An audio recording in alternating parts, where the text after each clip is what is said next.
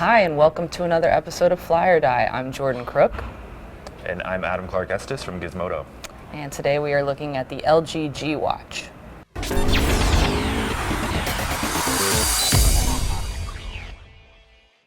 So Adam, you've been playing with the G Watch a little bit. It uses Android Wear, which is Google's kind of all-encompassing smartwatch OS. It has a 280 by 280 display, it's always on, right, the G Watch, so it's always shining. Snapdragon 1.2 gigahertz processor, and it's around $230. I'm going to be super honest. That's great. Thank you. I've spent many months hating on smartwatches. A lot of people on the Gizmodo staff have. We have a couple fanboys, and pretty much everyone else thinks they're a terrible idea. Right. And I've been on the team terrible idea until I actually put this on. Uh-oh. You're converted? My coworker came back from Google I/O with the LGG and finished his review and asked who wanted to try it out. And I'm in the middle of this Android experiment, and my boss basically asked me to use an Android phone for a while, switch away from your iOS heritage. I'm long-time iOS user, and that's been an adventure. And this was the first time that I was like, oh, I can do this thing with an Android that I could not do with an iPhone. Right. But not for long, right? Eventually the iWatch will come. No, a few months it will, and I think that could be interesting, but I don't want to drift off into Apple rumor land. Right. Fair enough. What is it about a smartwatch, or the G Watch particularly, that is? I don't know if it's the G Watch particularly, but it was the first time that I'd used a gadget in a long time that made me feel futuristic. Right. And I think that the same reasons that I was making fun of the smartwatch were the same reasons that I actually enjoyed using it the first time I put it on. I think that the smartwatch is just like any other kind of tech product that we're getting obsessed with. You could compare it even to Instagram in that it feeds our ego in this crazy way. For the most part, you're creating the same way you're consuming on your phone. You're sending just almost as many messages as you receive, unless you get an inordinate amount, right, of incoming stuff.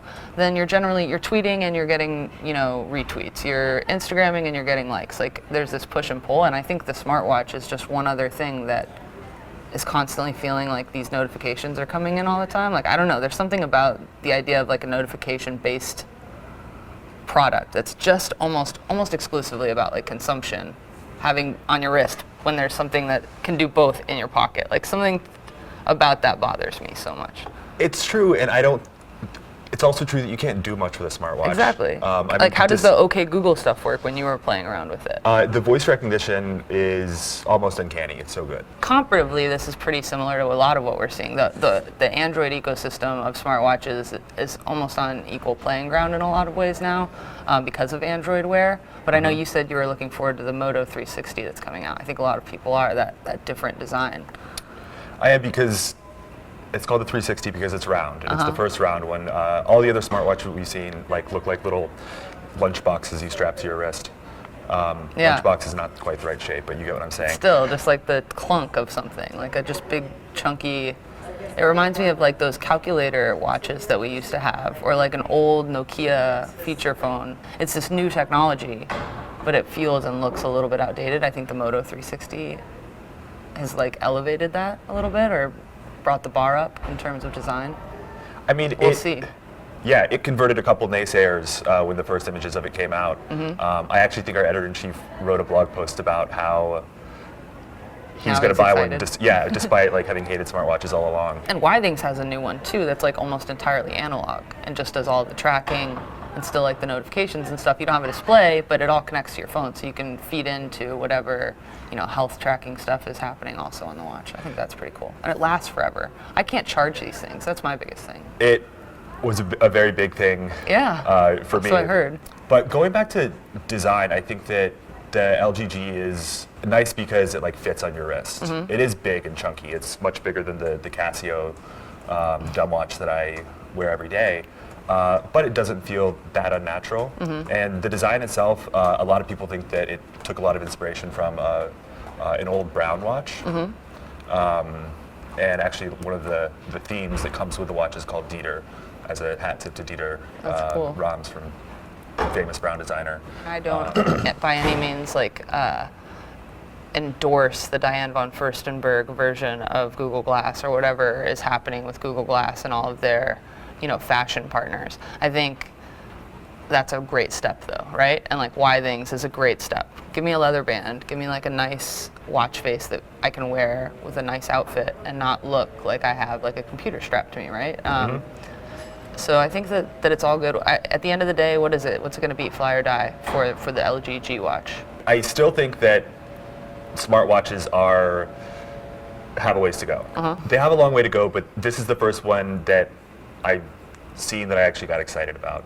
I did feel futuristic when I was wearing it. I had like flashbacks of Dick Tracy cartoons when I was talking to it. And I think that the tech is going to continue to get smaller and thinner and lighter. But if you're someone who wants a smartwatch and you want it now, I think it's probably the best thing out there. Really? I'm going to give it a die because I tend to just not trust LG, to be perfectly honest. Most of the smartphones that I've reviewed from them have not been as well built or designed as, you know, other Android manufacturers. And for me, if I was going to venture into the new smartwatch territory, I feel like I would, you know, and I've played around with it a little bit, and I've talked to some of my colleagues who have been spending, you know, a long time with it, reviewing it. And they all say that it's great and it works pretty well. The battery life is good and stuff like that. And that Android Wear is great. That Google has done a really good job with the software. So all of that is great. I just wouldn't choose LG, I think. And maybe that's me just holding on to resentment from past smartphones that have been so crappy. But that's where I'm at. So we have one fly, we have one die. Thanks to Adam for joining us. Thanks for having me. All right, that's it. Thanks for watching. See you next week.